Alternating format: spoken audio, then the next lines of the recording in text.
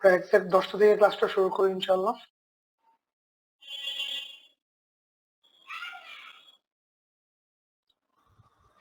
ভাইয়া তাহলে কি 20 বা 22 তারিখ থেকে ব্যাচ 9 জি স্টার্ট ভাই, হচ্ছে? ইনশাআল্লাহ ওই প্ল্যানে আছি ইনশাআল্লাহ।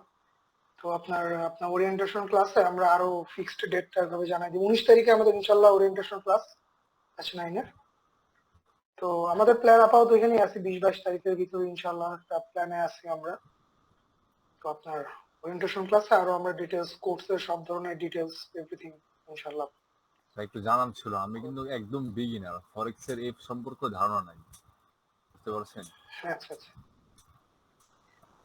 জানি না কিভাবে কি হবে, যদি অনেক আশাবাদী যে আসলে যেটা ভাই আমি আমি প্রথমে একটা কথাই বলবো, জাস্ট এই জায়গায় যদি আসেন ইনশাআল্লাহ, জাস্ট একটা কথাই মাথায় রাখতে হবে, আপনার ডিসিপ্লিন আর আপনার ইফোর্ট, এই দুইটা জিনিস কখনো ছাড়া যাবে না। ডেডিকেশন, ঠিক জানি আছে? ভাই, এফোর্ট নেভার ডাইস। এইটাই এই জায়গায় আমি বলবো, বাংলাদেশের অন্য যে কোনো সেক্টর বলেন আপনি, kind of digital marketing, whatever you talk, but trading এর জন্য আমি একটু স্পেসিফিক্যালি বলবো যে আপনার এই জায়গাতে একটু লং টার্ম গেম খেলার জন্য অবশ্যই আপনার একটা স্ট্রং ডেডিকেশন আর ইফোর্ট থাকা লাগবে এই জায়গাটায়। ইনশাআল্লাহ। আমি কিন্তু ভাই এই বিষয় নিয়ে এটা আপনি খুবই দিলে ইনশাল্লাহ আশাবাদী। আপনি, জি জি, এই জায়গাটা একটা কথা নর্মাল থাকবেন যে ইনশাল্লাহ আপনি ইফোর্ট দিবেন, ইভেন যে কোনো জায়গায় আল্লাহ তাআলা বলছে আপনি চেষ্টা করেন, আল্লাহ তাআলা আপনাকে দিবে ইনশাল্লাহ। এইটাই, এখানে অনেকেই মাঝে মাঝে একটা মিসকনসেপশন হয়, এই জিনিসটা আমি দেখি এই জায়গাতে। ভাই একটু ফ্যানটা ছেড়ে দেবে, গরম হচ্ছে। আচ্ছা, তো এখানে একটা মিসকনসেপশন হয় অনেকের ভিতর, যে এখানে অনেকে আসে যে আপনার জাস্ট শুধু টাকা কামানোর ধান্দায় আসে। হ্যাঁ, জায়গাতে টাকা কামানোরই ধান্দা, ঠিক আছে, ইটস ওকে, বাট ফ্যাক্ট হলো যেটা, যে আমাকে কি পরিমাণ ইফোর্ট আর ডিসিপ্লিনটা মেনটেন করতে হয়, এটা আসলে আমরা অনেকেই এই মার্কেটে তেমন একটা খেয়াল করি না। এই জন্য হয় কি যে আমরা হয়তো লং টার্ম এই মার্কেটে টিকতে পারি না, অনেকেই এরকম হয়। আমারও শুরুর দিকে হয়েছে, তো সবার এরকম টুকিটাকি হয়। তো এটা এই মার্কেটে খুবই কমন একটা জিনিস।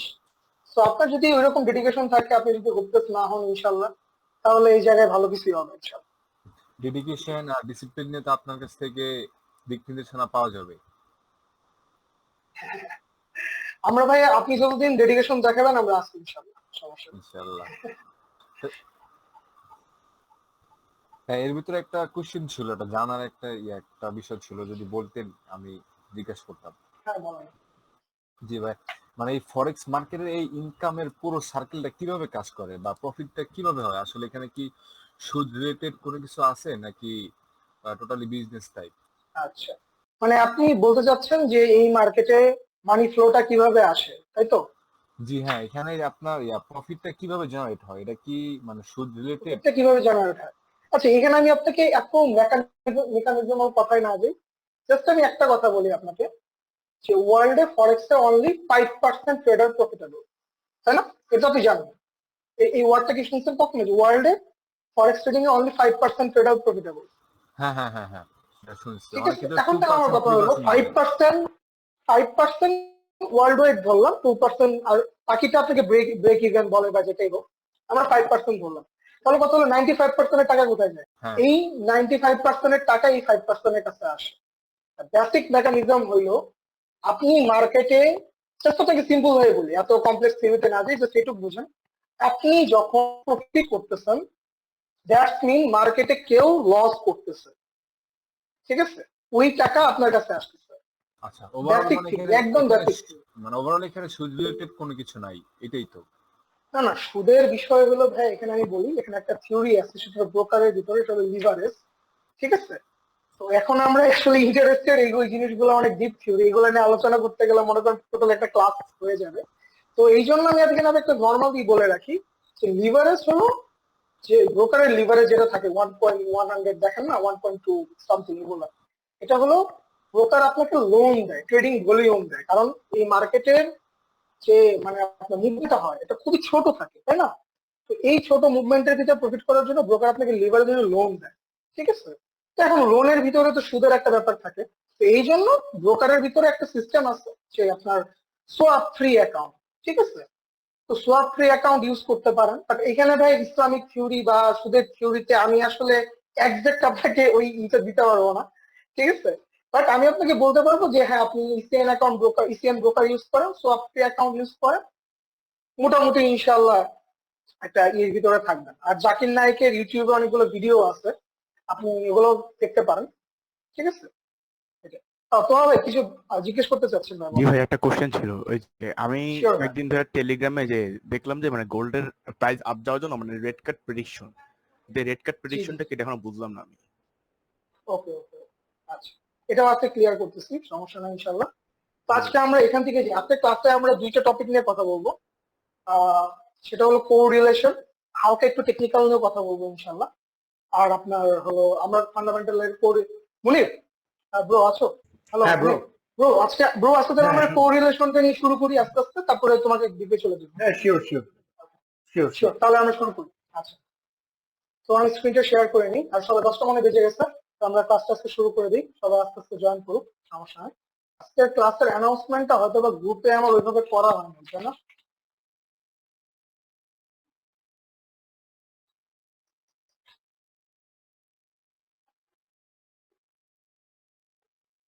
ওকে, তো ভাই আপনার কোশ্চেনটা দিয়ে শুরু করি, ঠিক আছে? আচ্ছা, জি দেখেন, কালকে গোল্ড কোথায় চলে গেছে? 2431। খেয়াল করছেন? এখন কোশ্চেন হইলো, এই জিনিসটা কেন হইলো, তাই না? প্রথম জি প্রথম আমাদের থিওরিতে যেটা আসবে যে গোল্ড হইলো সেফ হেভেন মুভমেন্টের কারণে চলতেছে। এখন সেফ হেভেন মুভমেন্ট যদি হয়, মার্কেটে পুরোটা সেফ হেভেন মুভমেন্টে চলতেছে, বাট কালকেই স্পেসিফিক এই টাইমে মার্কেটটা কেন এত উপরে চলে গেল? ঠিক আছে, কালকে কিন্তু গ্রুপে দেখেন, আমার টেলিগ্রাম গ্রুপে একটা পোস্ট করছিলাম যে ফেডারেল চেয়ারপারসন পাওয়েলের স্পিচ আছে, মানে ফেডারেল গভর্নর, যে আপনি এটা খেয়াল করছিলেন? জি তো কি খেয়াল করছিলেন জি পাওয়েলের স্পিচ আছে, যে স্পিচটা হচ্ছে? আচ্ছা, তো এই জায়গায় যখন আপনার এই ব্যাংকের গভর্নররা কিন্তু যখন এই মিটিং আসে, তারা কিন্তু এই কারেন্সির নেক্সট ইকোনমিক, মানে কারেন্সির দেশের ইকোনমিক অবস্থা, রেট কাট প্রেডিকশন বা ফিউচার ইনফ্লেশন, এগুলো নিয়ে কথা বলে। এখন কথাটা হলো রেট কাট প্রেডিকশন জিনিসটা কি? সেটা হলো এফওএমসি, ফেডারেল রিজার্ভ, ঠিক আছে, তারা তাদের প্রতি বছর ইন্টারেস্ট, প্রতি মাসে তাদের ইন্টারেস্ট রেট সেট করে। এটা হলো বছরে 8 বার পাবলিশ হয়, কোনো না কোনো কারণে এটা 8 বারের চেয়ে বেশিও হতে পারে। ইন্টারেস্ট রেটটা কি? সেটা আপনি হলো ব্যাংক রেট যেটাকে বলেন, ঠিক আছে? আমাদের ব্যাংকে বাংলাদেশের যে ইন্টারেস্ট রেট থাকে না, ব্যাংকের রেট, এটা তো জানেন, ঠিক আছে? জি বেসিক থিওরি ইজ দ্যাট সেই রেট। এখন মনে করেন ব্যাংক যদি ইন্টারেস্ট রেট বাড়ায় দেয়, তাহলে কি হবে? আপনি যখন ব্যাংকে টাকা রাখবেন, আপনার প্রফিট বেশি হবে, তাই না? যদি ইন্টারেস্ট রেট বাড়ায় দেওয়া হয়, তাহলে বেসিক যদি এই থিওরিতে চিন্তা করেন, ইউএসডি যদি তাদের ইন্টারেস্ট রেটটা বাড়ায়, তাহলে কি হচ্ছে? তাহলে কি ইনভেস্টর ইউএসডি তে আরো বেশি ইনভেস্টমেন্ট করবে না? এমনিতে ইউএসএ হলো ওয়ার্ল্ড ডমিনেটিং কারেন্সি, তাই না? তারা হলো গিয়ে অল ওভার ওয়ার্ল্ডের রিজার্ভ কারেন্সি। বেসিক থিওরিটা হলো ইন্টারেস্ট রেট। এখানে ওই রেটটা প্রেডিকশনটা হলো কি, তারা তাদের যে ইন্টারেস্ট রেটটা রাখছে এটা কমায় ফেলতে পারে। তো রিসেন্টলি মার্কেটে এই প্রেডিকশনটা চলতেছে।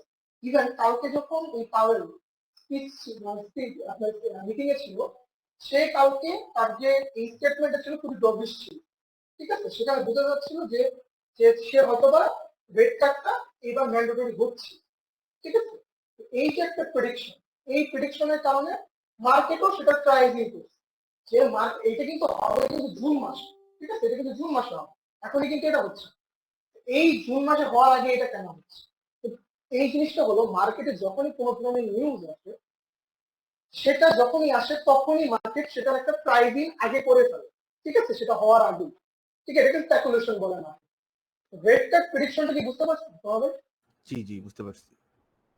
এই ধরনের যে রেট কাট প্রেডিকশনের বিষয়টা, এটা কিন্তু সবসময় একটা সেন্ট্রাল ব্যাংক ডিসাইড করে, ঠিক আছে? সেন্ট্রাল, এই জন্য সেন্ট্রাল ব্যাংক কখন কি মোটিভে আছে এটা আপনাকে বুঝতে হবে।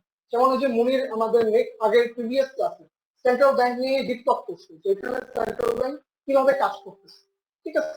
তো আজকে আমরা ক্লাসটা একটু শুরু করবো হলো কোরিলেশন থেকে, যে আমরা আজকে জানবো যে একটা পেয়ারের সাথে আরেকটা পেয়ারের কি ধরনের সম্পর্ক থাকে, ঠিক আছে? আচ্ছা, তো আপনি প্রথমেই যদি আসেন গোল্ডের সাথে আর কার কার সম্পর্ক আছে, ঠিক আছে? আর কেউ বলেন তো গোল্ডের সাথে আর কোন কোন পেয়ারের সম্পর্ক আছে?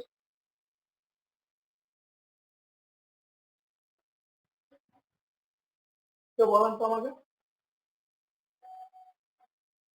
কেউ জানেন না? Euro USD, GBP USD. Exactly না, গোল্ডের সাথে ডিরেক্ট কোরিলেশন আসলে ইউরো বা জিবিবির কারণে। গোল্ডের সাথে ডিরেক্ট প্রথম ফার্স্ট কোরিলেশনটা সেটা হলো সিএইচএফ এর সাথে, সুইস ফ্র্যাঙ্ক। ঠিক আছে, সুইস ফ্র্যাঙ্কের সাথে হলো গোল্ডের প্রথম ডিরেক্ট পজিটিভ কোরিলেশন। মানে গোল্ড যদি আপ হয় সুইস ফ্র্যাঙ্কও আপ হবে, গোল্ড যদি ডাউন হয় সুইস ফ্র্যাঙ্কও ডাউন হবে। এটা হলো পজিটিভ কোরিলেশন। কোরিলেশনের ভিতরে কিন্তু দুইটা থিওরি থাকে, negative correlation and positive correlation.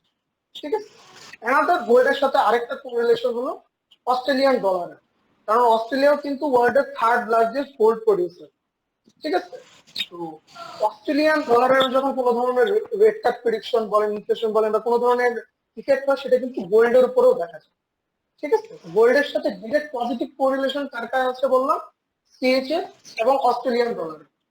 ঠিক আছে, আচ্ছা অ্যানাদার ওয়ে অয়েল, আপনারা যে আপনারা ইউএস অয়েল দেখছেন তাই না? এখন অয়েলের সাথে কোরিলেশন, অয়েলের সাথে ডিরেক্ট কোরিলেশন হলো কানাডিয়ান ডলার। এখন কোশ্চেন আসতে পারে কানাডিয়ান ডলার কেন? ঠিক আছে, কানাডিয়ান ডলারের সাথে এই জন্য যে ওয়ার্ল্ডের থার্ড লার্জেস্ট আপনার হলো অয়েল প্রডিউসার হলো কানাডা থেকে, থার্ড। এখন কথা হলো এটার জন্য আসলে এটা না, মেইন থিওরিটা হলো অয়েলের মানে তেল উৎপাদনকারী যে সকল দেশগুলো আছে এই দেশগুলোর কিন্তু একটা কমিটি আছে। ঠিক আছে, যেখানে হলো তেল কতটুকু উৎপাদন হবে, কোন দেশ কতটুকু তেল উৎপাদন করবে বা তাকে কতটুকু সাপ্লাই দিবে, তেলের দাম কতটুকু হবে, এটার মনিটরিং হয়। সেটাকে হলো অপেক। ঠিক আছে, আপনারা দেখবেন যে অল ডে অপেকের মিটিং চলতেছে। ঠিক আছে, এই জায়গায় তেলের যে বাণিজ্যটা হয়, মানে তেলের যে লেনদেনটা হয়, কাইন্ডলি ভাবে কথা না বললে মাইক একটু মিউট করবে না। ওকে, থ্যাংক ইউ। আচ্ছা, তো এখানে যেটা হয় যে এই অপেকে যে তেলের যে মানে তেলের কোনো দেশ কোনো তেলকে বিক্রি করতেছে, ট্রেড যেটা হচ্ছে, ট্রেডিং যেটা হচ্ছে, এই জিনিসটা হয় কানাডিয়ান ডলার। এই জন্য কানাডিয়ান ডলারে যখন কোনো ধরনের ইফেক্ট আসে সেই ইফেক্টটা ডিরেক্ট অয়েলের উপর পড়ে এবং অয়েলের ইফেক্টও কানাডিয়ান ডলারের উপর পড়ে, এটাও পজিটিভ কোরিলেশন। ঠিক আছে, গোল্ডের সাথে আরেকটা নেগেটিভ কোরিলেশন হলো 10 ইয়ার্স ট্রেজারি ইল্ড। ঠিক আছে, আচ্ছা আপনারা বন্ড চিনেন? বন্ড,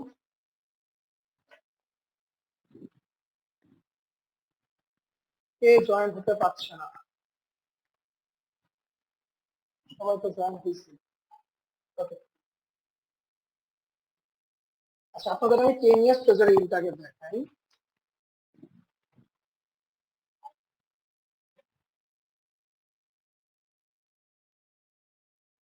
আচ্ছা,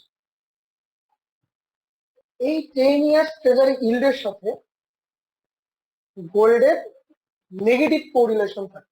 মাঝে মাঝে এটা সেন্টিমেন্টের কারণে মাঝে মাঝে একটু চেঞ্জ হয়। ঠিক আছে, যেমন আমরা এটা টেলিগ্রাম গ্রুপে মাঝে মাঝে পোস্ট করি, আপনারা হয়তো দেখবেন। ঠিক আছে, 10 ইয়ার্স ট্রেজারি ইল্ডের সাথে গোল্ড মার্কেটের মুভমেন্ট, যেমন দুদিন আগে যখন রেট কাট প্রেডিকশনটা একটু কম ছিল তখন কিন্তু ইল্ড অনেক বেড়ে গেছিল, যেমন পরশু দিন মানে 2.5% গেইন ছিল, তখন কিন্তু গোল্ড বেশ খানিকটা মার্কেট নিচে নেমে পড়ছে। ঠিক আছে, ইল্ড স্ট্রং হওয়া মানে ইউএসডিও স্ট্রং হওয়া। ঠিক আছে, কারণ ইউএস এর 10 ইয়ার্স ট্রেজারি ইল্ড, তাই না? তো বেসিক কথা তাহলে কি, ইউএসডির সাথে গোল্ডের কিন্তু নেগেটিভ কোরিলেশন। ঠিক আছে, তো আমি আপনাদের একদম বেসিক থিওরিতে বললাম যে কোন কোন পেয়ারের সাথে কোন কোন পেয়ারের পজিটিভ এন্ড নেগেটিভ কোরিলেশন। এখন এই জিনিসটা দিয়ে আপনারা কি বুঝবেন? ফ্যাক্ট হলো যেটা, যে আপনি যখন একটা কোরিলেশন দেখতে পাচ্ছেন মার্কেটে, আমরা যে জিনিসটা খুঁজি অ্যাকচুয়ালি সেটা হলো কনফার্মেশন। ঠিক আছে, ফান্ডামেন্টাল একটা থিওরি যখন মার্কেটে হিট করতেছে দেন টেকনিক্যাল চার্টে সেটার একটা ফুটপ্রিন্ট ক্রিয়েট হতেছে, সেটা একটা ফুটপ্রিন্ট ক্রিয়েট হতেছে, তাই না? এখন কথা হলো, আমি যত এই কোরিলেশন গুলো বুঝতেছি আমি আরেকটা পেয়ারেও যা দেখবো যে same kind of structure, same kind of setup, same kind of trend create হচ্ছে, আমার আরেকটা কনফার্মেশন হবে। এই মার্কেটে যে জিনিসটা ম্যানিপুলেশন বলি আমরা, সেটা হলো মার্কেটে বিভিন্ন ধরনের ফেক ট্রেন্ড ক্রিয়েট হয়, ফেক ক্যারেক্টার চেঞ্জ হয়, যে জিনিসগুলো ডিফাই করার জন্য কোরিলেশন অনেক হেল্প করে। ঠিক আছে, তো এটা আপনারা যখন আরো বেশি টেকনিক্যাল অ্যানালাইসিসে অ্যাডভান্সড হবে তখন এই জিনিসটা আরো ভালো মতো বুঝতে পারবেন। ঠিক আছে, আচ্ছা এখন কথা হলো এই মার্কেটে কোরিলেশন এটা চলে, যে আপনি মনে করেন যে যখন গোল্ড, তাহলে কি গোল্ডের সাথে কি কার কার কোরিলেশন, আবার একটু আমাকে রিপিট করলে ভালো হয়, বলেন। গোল্ডের সাথে কার কার কোরিলেশন সবসময় মনে রাখবেন, কোনটা কোনটা বললাম বলেন। অড, আচ্ছা। আর হলো গোল্ডের সাথে নেগেটিভ কোরিলেশন কার কার? ওকে, আচ্ছা, সমস্যা নেই। এরপরে মার্কেটে আরেকটা মজার জিনিস আছে, সেটা হলো মার্কেট সেন্টিমেন্ট। সেটাকে আমরা বলি ফিয়ার অ্যান্ড গ্রিড ইন্ডেক্স।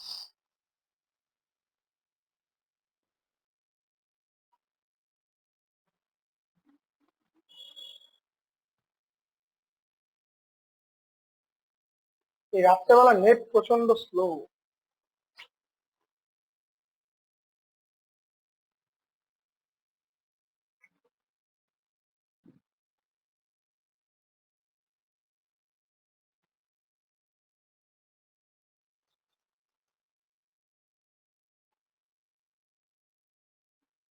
আচ্ছা, আস্তে আস্তে আসুক, সমস্যা নাই। আচ্ছা, আমাকে বলেন, লাইভ ট্রেডিং কে কে করতেছেন রেগুলার এখানে? জি ভাইয়া করতেছি। রাকিব খান, রাকিব খান ভাই বলেন। জি ভাই, আমিও করি। জি ও ভাই আচ্ছা, আমি করি ভাই। আমি করতেছি আর কি, কম বেশি করি। ফরিদ ভাই করতেছেন, ইকবাল ভাই করতেছেন। জি ভাই। আচ্ছা, আমার এই চার্টটা ওপেন করার জন্য একটু ওয়েট করতেছি, এটা নেট লোড দিচ্ছে না, ওই যাই সমস্যা। তবে এই জায়গাটা একটু খেয়াল করেন, এটা একটা মজার জিনিস। এখানে দেখেন একটা কম্পাসের মতো চার্টের ভিতরে আছে, এখানে কতগুলো জিনিস লেখা, extreme fear, fear, neutral, greed, extreme greed. আচ্ছা, এই জিনিসগুলো আসলে কি, একটু লোড হওয়ার পর এখানে আপনি একটা তীর চিহ্ন দেখতে পারবেন, যেটা হলো মার্কেটটা কোন স্ট্যাটাসে এখন বিলং করতেছে, এটার একটা আইডিয়া পাওয়া যায় এই জায়গায়। ঠিক আছে? আচ্ছা ভাই, কথা না বললে কাইন্ডলি মাইকটা একটু মিউট রাখবেন, কাইন্ডলি। Okay, thank you. আচ্ছা, তো এই যে একটা ফিয়ার এন্ড গ্রিড ইন্ডেক্স, এটা হলো এটা মনে করেন যে আপনি এই যে দেখেন মার্কেট আপনি কোথায় আছে, ফিয়ার। আচ্ছা, এখানে দেখেন এটা কয়েকদিন আগে, এক মাস আগে গ্রিডে ছিল, নিউট্রালে ছিল এক উইক আগে, এখন হলো ফিয়ারে আছে। দেখেন এটা কিন্তু চেঞ্জ হয়। এখন এই যে প্রত্যেকটা প্যারামিটার চেঞ্জ হচ্ছে, এটা থেকেও কিন্তু মার্কেটের একটা সেন্টিমেন্ট আইডিয়া নেওয়া যায় তো মার্কেট এখন কি চাচ্ছে। এক্সট্রিম ফিয়ার, ফিয়ার, এই সেন্টিমেন্ট গুলো কোথায় থাকে? এই যে আমরা যে গ্রুপের ভিতরে সবসময় সেফ হ্যাভেন মুভমেন্ট এই কথাটা বলি, এই সেফ হ্যাভেন মুভমেন্ট থিওরিটা কিন্তু আসছে আসলে মার্কেটের এক্সট্রিম ফিয়ার বা ফিয়ার সিচুয়েশন থেকে। ঠিক আছে? মার্কেটে যখন কোনো ধরনের প্যানিক সিচুয়েশন ক্রিয়েট হয়, সে মনে করে ওয়ার, জিওপলিটিক্যাল ক্রাইসিস, এনিথিং, যেটাতে ইনভেস্টররা প্যানিক, যে এখন ওয়ার্ল্ডে কি হচ্ছে কোনো মানে আইডিয়া নেই, ওই থিওরিটা থেকেই কিন্তু অ্যাকচুয়ালি মার্কেটে আসলে সেফ হ্যাভেন থিওরিটা ক্রিয়েট হচ্ছে। ঠিক আছে? তো আপনার যখন এক্সট্রিম ফিয়ার বা ফিয়ারে থাকছে, তখনই হলো সেফ হ্যাভেন কারেন্সি গুলা বুঝতে থাকে। যেমন দেখেন গোল্ড এখন আকাশে উঠে পড়ছে। ঠিক আছে? কারণ কি, এখন হলো ওয়ার্ল্ড, আপনি জানেন যে ইসরায়েল, ইরান, ফিলিস্তিন, আরো মিডল ইস্টে অনেক কনফ্লিক্ট চলতেছে, তাই না? সবকিছু মিলাই কিন্তু মার্কেট এখন একটা ইকোনমিক্যাল ক্রাইসিস চলতেছে, এই কারণে কিন্তু মার্কেট এখন ফিয়ার মুডে চলে গেছে। আর ফিয়ার মুডে সেফ হ্যাভেন কারেন্সি গুলা বাই মুডে চলে যায়। এখন কোশ্চেন করতে পারেন সেফ হ্যাভেন কারেন্সি কোনগুলো? একটা কথা মাথায় রাখবেন, প্রথম সেফ হ্যাভেন কারেন্সি হলো গোল্ড, আর গোল্ড হলো father of all safe haven currency. ঠিক আছে? যে আমরা যখন সেফ হ্যাভেন মুভমেন্টটা গ্রুপে বলি, তার মানে কিন্তু গোল্ড কে বুঝে প্রথমে। Second of all safe haven currency হলো ইউএসডি। আর ইউএসডি কেন সেফ হ্যাভেন কারেন্সি, এটা আপনাদের বলার আমার মনে হয় কোনো দরকার নেই, আপনারা জানেন। অ্যানাদার ওয়ান, এই যে গোল্ডের সাথে ডিরেক্ট কোরিলেশন থাকার কারণে কিন্তু সেজ হচ্ছে একটা সেফ হ্যাভেন কারেন্সি। এবং এশিয়া থেকে যদি কেউ রাগ করে, এই জন্য কিন্তু জাপানিজ ইয়ানও একটা সেফ হ্যাভেন কারেন্সি। তার মানে আমি আপনাদের বেসিক যেটা বুঝাতে চাচ্ছি, মার্কেটে যখনই এক্সট্রিম ফিয়ার বা ফিয়ার মুডে যাচ্ছে, তখনই সেফ হ্যাভেন কারেন্সি গুলোর মুভমেন্ট স্ট্রং হচ্ছে। ঠিক আছে? এরা বাই মুডে চলে যাচ্ছে। এখানে আরো কিছু থিওরি আছে, এগুলো আমরা আরো ডিসকাস করবো। তো এটাও কিন্তু একটা সেন্টিমেন্টাল থিওরি। আপনাকে যখন মার্কেট আপনি ট্রেডটা নিচ্ছেন, মার্কেটটা কোন মুডে আছে, মার্কেট কিন্তু ওই মুডেই মার্কেটের ট্রেন্ডটা বানাবে। ট্রেন্ড অলওয়েজ ইউর ফ্রেন্ড, এই কথাটা মাথায় রাখবেন। ঠিক আছে? আচ্ছা, এরপরে এখানে আরেকটা অপশন আছে, সেটা কি গ্রিড এবং এক্সট্রিম গ্রিড। ওকে, এই জিনিসটা কি? গ্রিড, এক্সট্রিম গ্রিডে মনে করেন যে মার্কেট সুপার চিল মুডে আছে, মনে করেন কাইন্ড অফ, যে তাদের আপাতত কোনো ইকোনমিক্যাল ক্রাইসিস এগুলো নিয়ে তেমন একটা প্যারা নাই, ঠিক আছে, তারা তাদের মতো মুভমেন্টে চলতেছে। ঠিক আছে, এই টাইমে থিওরিটা একটু সিম্পল, সেফ হেভেন কারেন্সি যখন এক্সট্রিম ফিয়ার বা ফিয়ার মুডে বাই মুডে চলে যাচ্ছে, থ্রিটার এক্সট্রিম ফিডে সেফ হেভেন কারেন্সি গুলা সেল মুডে চলে যাবে। ঠিক আছে, এটা হলো একটা বেসিক থিওরি, তো আপনারা এটাকেও ফলো করতে পারেন। এখন বাকি কোরিলেশন নিয়ে আমার ফ্রেন্ড যে মুনির কথা বলবে, তো মুনির ইউ ক্যান স্টার্ট। হ্যাঁ, ইয়েস। আচ্ছা, আসসালামু আলাইকুম এভরিওয়ান। তো বেসিক্যালি আপনারা তো এতক্ষণ কোরিলেশন একটু ইন্ট্রোডাকশন শুনছেন। সো এখানে যেটা আমাদের মানে কোর মানে বেসিক কনসেপ্ট কোরিলেশনের, সেটা হচ্ছে ইনভেস্টর যারা ওয়ার্ল্ড ওয়াইড, আমরা আমাদের মতো যারা ইনভেস্টর, যারা বড় বড় ইনভেস্টর আছেন, তাদের সবার কিন্তু কোনো না কোনো জায়গায় টাকা ঢালতে হবে, ইনভেস্টমেন্ট করতে হবে।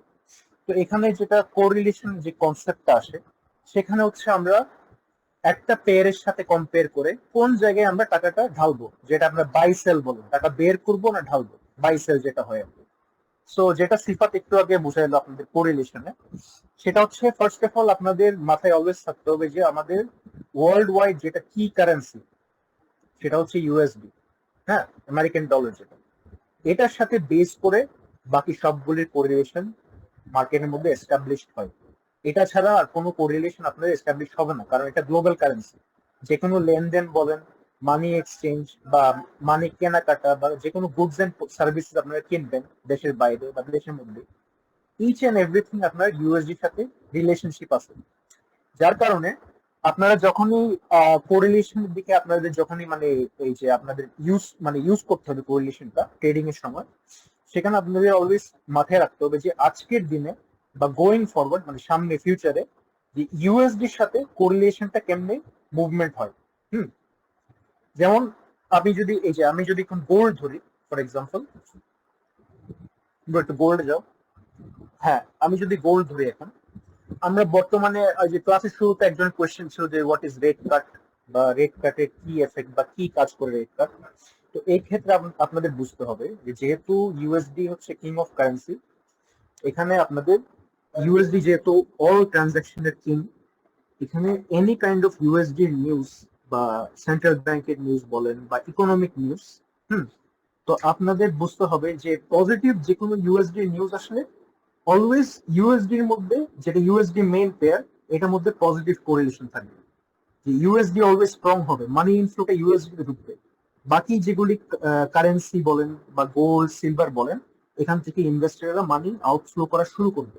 আর এটা কিন্তু আপনারা ওয়ান ডে ইফেক্ট পাবেন না। এটা যেহেতু মার্কেটে ডমিনেট করে হচ্ছে লার্জ ট্রেডাররা, হেজ ফান্ড, ইনস্টিটিউশনাল ব্যাংক যেগুলি বলেন, যেহেতু এরাই হচ্ছে মার্কেট ডমিনেট করে বা এরাই প্রাইস অ্যাকশন মুভমেন্ট কন্ট্রোল করে, যেহেতু এদের বাইং পাওয়ার আমাদের থেকে হিউজ, হ্যাঁ, তো এদের একটা বাই দিলে মার্কেটের প্রাইস অ্যাকশন নিজেই ফর্ম হবে, আমাদের বাই তো একটা পানির ফোঁটা। তো যার কারণে আপনাদের যখনই একটা ইউএসডি পজিটিভ নিউজ আসবে, আপনাদের এটা বুঝে নিতে হবে যে ইউএসডি ভার্সেস অন্য যেগুলি কারেন্সি আছে, গোল্ড আছে, অলওয়েজ ওখান থেকে মানি আউটফ্লো হওয়া শুরু করবে। হ্যাঁ, তো কথার কথা আপনারা দেখতেছেন এখন রেট কাট প্রেডিকশন কমে আসতেছে, যে রেট কাট হওয়ার সম্ভাবনা জুনে না হইতে পারে। যার কারণে যারা মার্কেটে বড় বড় প্লেয়ার আছে, তারা তো অলওয়েজ ফিউচারে চিন্তা করবে। আজকে যে ট্রেডিং হচ্ছে, ওদের কাজ কিন্তু শেষ, আজকের কাজ তো শেষ হবে। আমরাই ছোট ট্রেডাররা আজকে ট্রেডিং করতেছি, ওরা কিন্তু আগে থেকেই একটা ধারণা নিয়ে ফেলবে যে সামনে পসিবলি রেট কাট কম হইতে পারে।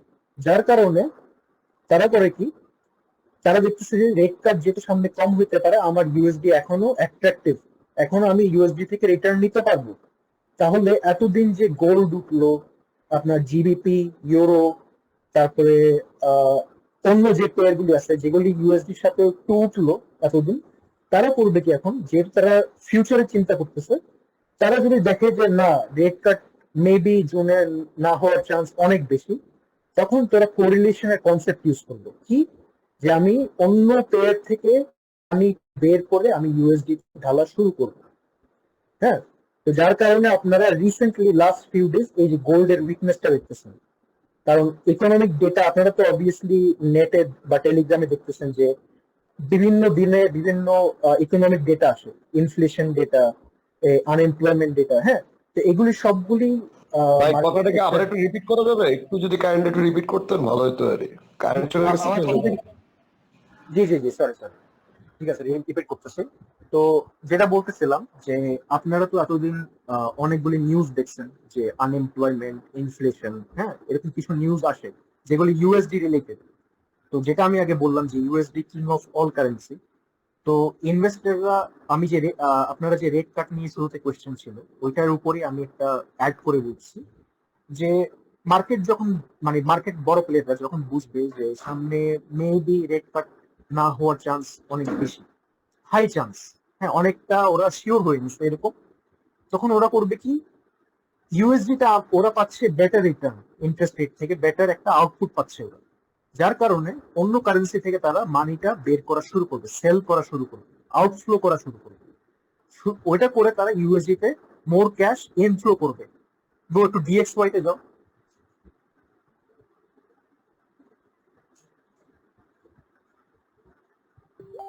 হ্যাঁ এই যে দেখেন আপনারা যে ডিএক্সওয়াই যে আপ ট্রেন্ড দেখছে, একটু জুম আউট করবে, একটু জুম আউট। হ্যাঁ এই যে দেখেন, এই যে দেখেন আপনারা যে আপ ট্রেন্ড দেখতেছেন লাস্ট ফিউ উইকস ধরে, লাস্ট 1-2 উইকস বা আপনার 3 উইকসও ধরে, হ্যাঁ এই যে বড় একটা আপ ট্রেন্ড হয়েছে, এটা কিন্তু কোনো মানে জাস্ট অটোমেটিক হয়নি, কিন্তু মার্কেট দেখতেছে যে এভরি উইক তারা একটা ব্যাড নিউজ বা একটা একটা ইনফ্লেশন ডেটা, আনএমপ্লয়মেন্ট ডেটা, এরকম কিছু ডেটা দেখতেছে, যার কারণে তারা বুঝতেছে কি যে ফেডারেল রিজার্ভ যেটা ইউএস সেন্ট্রাল ব্যাংক, তারা মোস্ট প্রবাবলি রেট কাটটা না করতে পারে জুন মাসে। যার কারণে এই যে ডিএক্সওয়াই তে টাকা ঢোকা শুরু করলো বেশি, কারণ তারা দেখতেছে আমি ডিএক্সওয়াই তে টাকা রাখলে আমি বেটার ইন্টারেস্ট রেট পাবো শর্ট টার্মে। হ্যাঁ তো আপনারা কোন যখনই চিন্তা করবেন, each and every pair, each and every currency, gold বলেন, Australian dollar, each and everything ইউএসডির সাথে রিলেটেড, যখন ইউএসডি তে মানি ইনফ্লো বেশি হবে অন্য কারেন্সি গুলি, হ্যাঁ অ্যাট দ্য সেম টাইম অন্য কারেন্সি গুলিতে উইকনেস চলে আসবে, কারণ অন্য কারেন্সিতে তারা হয়তো ওইরকম রিটার্ন পাবে না ইউএসডির সাথে। বাট আপনাদের তিনটা টাইপের কোরিলেশন বুঝতে হবে, একটা পজিটিভ, একটা নিউট্রাল, আর একটা নেগেটিভ কোরিলেশন। যেমন কিছু কিছু সিনারিওতে আপনাদের বুঝতে হবে যে ইউরো কিন্তু তাদের ইন্টারেস্ট রেট হাই রাখছে, তাহলে at the same time USD তেও মানি ইনফ্লো হবে, ইউরোতেও মানি ইনফ্লো হবে, যার ইন্টারেস্ট রেট একটু বেশি তারটাতে আর একটু বেশি মানি ইনফ্লো হবে।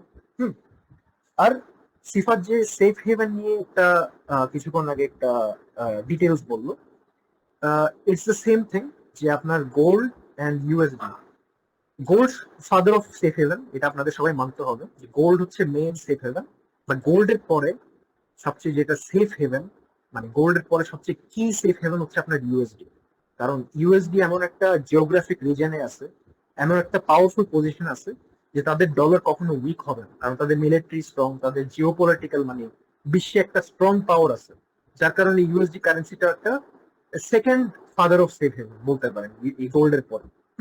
এই যে রিসেন্টলি আপনারা দেখছেন ইরান হামলা করলো ইসরায়েলের উপরে, যার কারণে এই যে ডিএক্সওয়াই তে যদি আমরা আবার যাই, তাহলে সেম আবার ডলারের মধ্যে টাকা ঢুকা শুরু করলো বিকজ অফ ইরান হামলাটা। তো এই কোরিলেশনের তিনটা টার্মস আপনাদের অলওয়েজ মাথায় রাখতে হবে, পজিটিভ, নিউট্রাল, নেগেটিভ কোরিলেশন, যেটা সিফাত একটু আগে আপনাদেরকে পজিটিভ নেগেটিভটা বুঝাইল।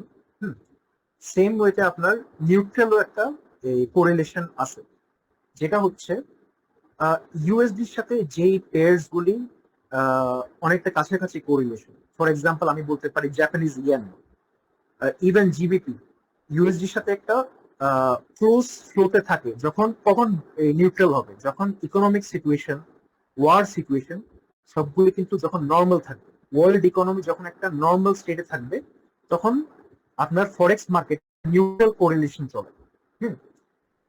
এক্সাম্পল এটা আপনারা ফিউচারে দেখতে পারবেন, এখন তো একটু ওয়ার্ল্ড সিচুয়েশন একটু খারাপ, ফিউচারে এটা দেখতে পারবেন যে নিউট্রাল কোরিলেশন কখন হয়, যখন সবকিছু নর্মাল, আপনি দেখতেছেন যে ইউএসও ভালো করতেছে ইকোনমিক দিক দিয়ে, জিবিপিও ভালো করতেছে, জাপানরাও ভালো করতেছে, তখন ওদের কারেন্সি একটা নিউট্রাল ফ্লোতে একসাথে চলে। এখন কোরিলেশনের মধ্যে আপনাদের আজকে তো এটা ফ্রি ক্লাসের মধ্যে তো একটা হিউজ ডিটেলস দেওয়া যাবে না, এটা একটা হিউজ চ্যাপ্টার। হ্যাঁ যেখানে কোরিলেশনের মধ্যে আমাদের একটা যারা মানে আপনারা যদি একটু ডিসিপ্লিনের সাথে যদি ফরেস্টে কাজ করতে চান, আপনাদের এই কোরিলেশনের সাথে অলওয়েজ সেন্টিমেন্ট অ্যাড করতে হবে। সেন্টিমেন্ট বলতে মার্কেটের এখন বর্তমান ফিলিংস কি, মার্কেট কি ফিল করতেছে। এখন মার্কেট তো হলো এখানে কোটি কোটি লোকজন একসাথে সেম ডেতে সেম সেকেন্ডে ট্রেড করতেছে, সবারই তো একটা ফিলিংস আছে যে আজকে মার্কেটে কি হইতে পারে বা সামনে কি হইতে পারে। এই যে ফিলিংস যেটা, যে ওই যে ফিয়ার এন্ড গ্রিড ইন্ডেক্স যেটা দেখেন সিফার, হ্যাঁ, ওই ফিয়ার এন্ড গ্রিড ইন্ডেক্সে আপনি বুঝতে পারবেন যে মার্কেটের ফিলিংস কি, আর ওই ফিলিংস এর সাথে আপনার কোরিলেশন তৈরি হয়। যেমন খুবই সিম্পল, আপনারা ট্রেড নেওয়ার সময় একটা সিম্পল কনসেপ্ট ইউজ করতে পারেন। এই যে ফিয়ার এন্ড গ্রিড ইন্ডেক্স যখনই আপনাদের ফিয়ারে যাবে, একটু ফিয়ার এন্ড গ্রিড ইন্ডেক্স যখনই ফিয়ারে যাবে, আপনাদেরকে গোল্ড আর ইউএসডির রিলেশনশিপটা দেখতে হবে, যে গোল্ড এন্ড ইউএসডি কিভাবে বিহেভ করতেছে। এই যে 10 ইল্ড যেটা, এই যে বন্ড ইল্ড যেটা কথা বলবো সিফা, এগুলিও আপনাদেরকে একটু খেয়াল রাখতে হবে। যেমন আমি আপনাদের একটা এক্সাম্পল দিই, এই যে ইরান ইসরায়েল যখন হামলাটা হইল, তখন এই মার্কেটের ফিয়ার এন্ড গ্রিড ইন্ডেক্স ফিয়ারে চলে গেল। অ্যাট দ্য সেম টাইম আপনাদের এই যে 10 ইয়ার ট্রেজারি যেটা, এই যে আপনারা যেটা দেখতেছেন, এটাও উপরে যাওয়া শুরু করবে। তখন আপনাদের বুঝতে হবে কি, যে আমি যে কনসেপ্ট শিখলাম যে গোল্ডের সাথে নেগেটিভ কোরিলেশন আছে, সরি মানে গোল্ডের সাথে আপনার ট্রেজারি ইল্ডের একটা রিলেশনশিপ আছে, ইউএসডি একটা সেফ হেভেন রিলেশনশিপ আছে। তখন আপনাদেরকে বুঝতে হবে যে না, এখন অ্যাটাক চলতেছে, আমাকে গোল্ডে বাই মোডে থাকতে হবে। মার্কেট তো অলওয়েজ প্রাইস কিন্তু একটা ডিরেকশনের উপরে যায় না, একটু কারেকশন করে আবার উপরে যায়, হ্যাঁ, একটা ঢেউয়ের মতো। আপনাদেরকে বুঝে নিতে হবে যে এখন সেন্টিমেন্ট কিন্তু পুরোপুরি ফিয়ারে, যে গোল্ড আপ ট্রেন্ডে কন্টিনিউ করবে।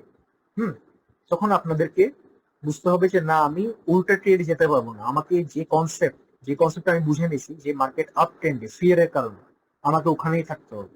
ট্রেন্ডে, ওই যে ট্রেন্ড ইজ ইউর ফ্রেন্ড যেটা সিফাত বললো শুরুতে, আপনাকে ওই ট্রেন্ডের সাথেই চলতে হবে। তো সেম ওয়েজ আপনার এই যে বাকি যে কোরিলেশন, যেমন অয়েলের কথা বলবো, অয়েলে আপনার একই কনসেপ্ট, যে আপনার নিউজের সাথে অলওয়েজ ইন টাচ থাকতে হবে। যেমন ওপেক বলেন, কানাডা বলেন, ইউএস বলেন, তাদের কিন্তু অয়েল প্রোডাকশনে তারা হচ্ছে টপ, সাউদি, ইউএস, কানাডা এরা। তো তাদের যখনই কোনো আপনার ওয়ার সিচুয়েশন হবে বা কোনো একটা ফিয়ার মোডে মার্কেট যাবে, তখনও অয়েল একটা সেফ হেভেন অ্যাসেট হয়ে যাবে, কারণ গোল্ডের মতো অয়েল একটা physical commodity, safe haven commodity.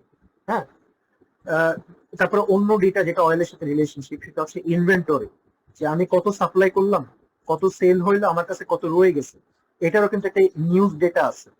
এটা দেখেও কিন্তু আপনাদের একটা কোরিলেশন মাথায় রাখতে হবে, যে যখনই অয়েলের ইনভেন্টরি বাড়ে, আজকে টেলিগ্রামে কিন্তু এটা আমি পোস্ট দিলাম, যে অয়েলের যখনই আপনার ইনভেন্টরি ইনক্রিজ হয়, আমাদের কি বুঝে নিতে হবে যে মার্কেটে ডিমান্ড কম, এই মাল বেশি পড়ে আছে আমার ডিপোর মধ্যে। তো এটা বুঝলে কি আমাদের কি ধারণা করতে হবে, যে কোন কোন পেয়ার অয়েলের সাথে relationship, Canadian dollar, US dollar, বা অন্য কারেন্সি তো আপনাদের অ্যাক্সেস নেই, তো আমি এই দুইটাই ধরলাম। হ্যাঁ, এই দুইটাই যদি আমরা ধরি, জিবিপিও ধরা যায়। তো যখনই আপনারা দেখবেন যে অয়েলের ইনভেন্টরি বেশি হাই, তখন অয়েল প্রাইস তো অবভিয়াসলি ডাউন। এই কারেন্সি গুলিও একটা স্মল কোরিলেশনে অয়েলের সাথে ডাউন মুভমেন্ট করে, কারণ তাদের অয়েলের সাথে রিলেশনশিপ। এটা গেল গোল্ড আর অয়েলের কনসেপ্টে গেল। এখন আমরা কারেন্সি টু কারেন্সি আসি। তাহলে এখানে আপনাদের আরেকটা কনসেপ্ট মাথায় অলওয়েজ রাখতে হবে, যে ইউএসডি তো কাহিনী শেষ, USD king of all currency, USD up গেলে অন্য কারেন্সি থেকে আউটফ্লো হওয়া শুরু করে। সেম ওয়েজ এখানে কিছু কারেন্সি, অন্য যে কারেন্সি, তাদেরও কিন্তু ক্রস রিলেশনশিপ একটা আছে ওদের বিটুইনে, যেটা হচ্ছে আপনার ইউরো আর জিবিপি। যদি আপনারা ধরেন ট্রেডটা, তাহলে আপনাদের বুঝতে হবে যে ইউরোতে, মানে ইউরোজোনে কখনো একটা গুড নিউজ আসলে জিবিপিও কিন্তু সাথে সাথে ওটার সাথে রিয়াকশন করে, যে ইউরো কারেন্সি যদি স্ট্রং হয়, জিবিপিও স্ট্রং হবে। ওয়াই? কারণ ইউকে যেটা, ইউকের ইকোনমি কিন্তু ইউরোর সাথে খুবই লিঙ্কড। ইউরো ভালো করলে ইউকেও ভালো করবে, যার কারণে দুটো কারেন্সি আপ একসাথে। তো তাদের কোরিলেশন অলওয়েজ পজিটিভ, যে ইউরো খারাপ করলে জিবিপিও খারাপ করবে।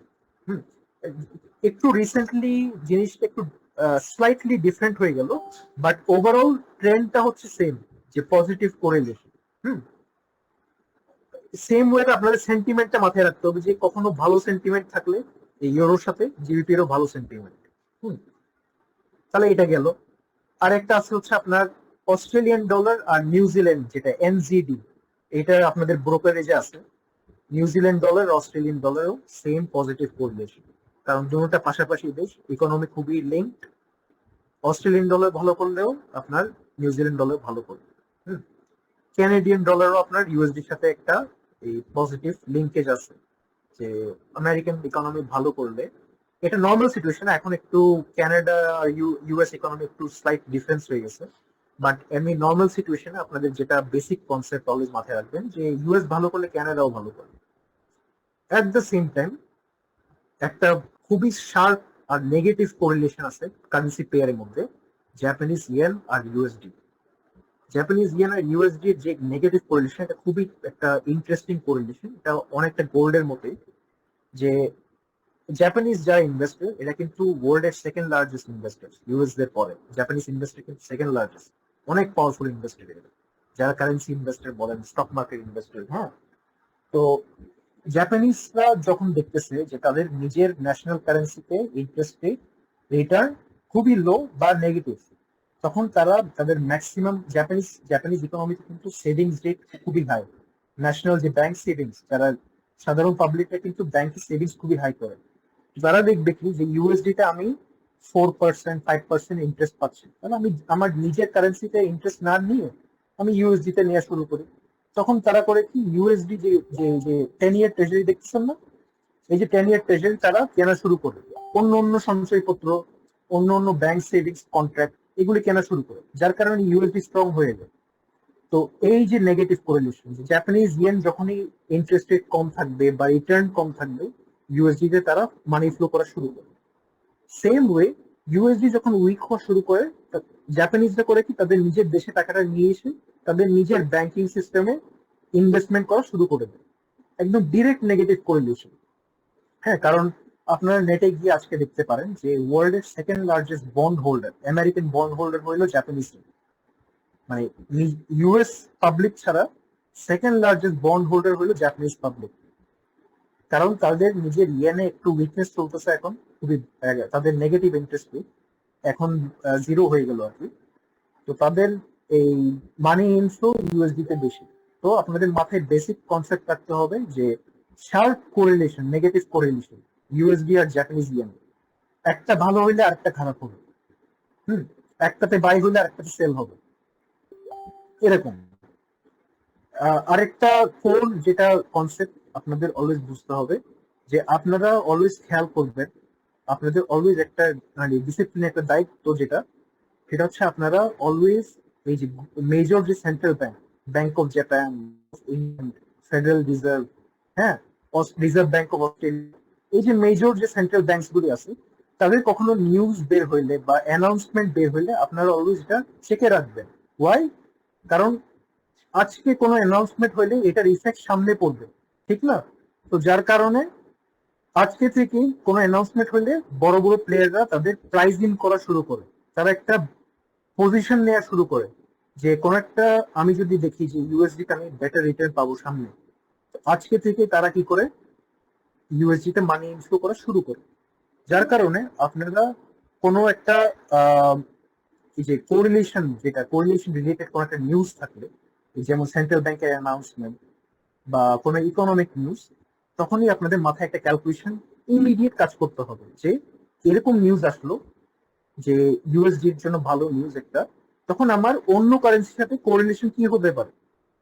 যেমন আমি যদি আজকে একটা ডিসিশন নিই যে আমি আজকে ইউএসডি জেপিওয়াই ট্রেড নিব, ইউএসডি জেপিওয়াই, তখন আমি আজকে দেখলাম যে নিউজ আসলো ইউএসডির একটা ভালো ইকোনমিক নিউজ আসলো, তখন আমি চিন্তা করবো কি, যে ইউএসডি এর মধ্যে মানি ফ্লো বেশি হবে, আমি ইউএসডি জেপিওয়াই কে বাই দিব, কারণ জেপিওয়াই অপোজিটে সেল হবে, ইউএসডি বেশি বাই হবে। হ্যাঁ, তো এভাবে নিউজের সাথে লিঙ্ক করে, মার্কেট সেন্টিমেন্টের সাথে লিঙ্ক করে, বিভিন্ন যে ব্রেকিং নিউজ হয়, ইরান ইসরায়েল অ্যাটাক হচ্ছে বা এরকম কিছু নিউজ, অয়েলের সাথে রিলেটেড নিউজ, এরকম নিউজ কনসেপ্ট আপনাদের মাথায় রেখে, এই যে বেসিক যে আজকে যে আমরা ডিসকাশন করলাম, যে কোরিলেশন ছিল, এগুলির সাথে আপনাদের ক্যালকুলেশন করে ট্রেডটা নিতে হবে। অবভিয়াসলি আপনাদের টেকনিক্যাল অ্যানালিসিস যেটা প্রাইস অ্যাকশন ওইটার সাথেও আপনাদের কম্বিনেশন থাকতে হবে, বাট ট্রেন্ড কিন্তু কনসেপ্ট অলওয়েজ ফলো করে, আপনাদের ওই কনসেপ্টটা মাথায় ক্যালকুলেশন থাকতে হবে। তাহলে এতটুকুই আমি কোরিলেশনের কনসেপ্টটা শেষ করলাম, এটাই বেসিক কনসেপ্ট যেটা। সিফাত বো, তাহলে তুমি কন্টিনিউ করো। হ্যাঁ, okay. আচ্ছা, সবাই কি কনসেপ্টটা মোটামুটি বুঝতে পারছেন?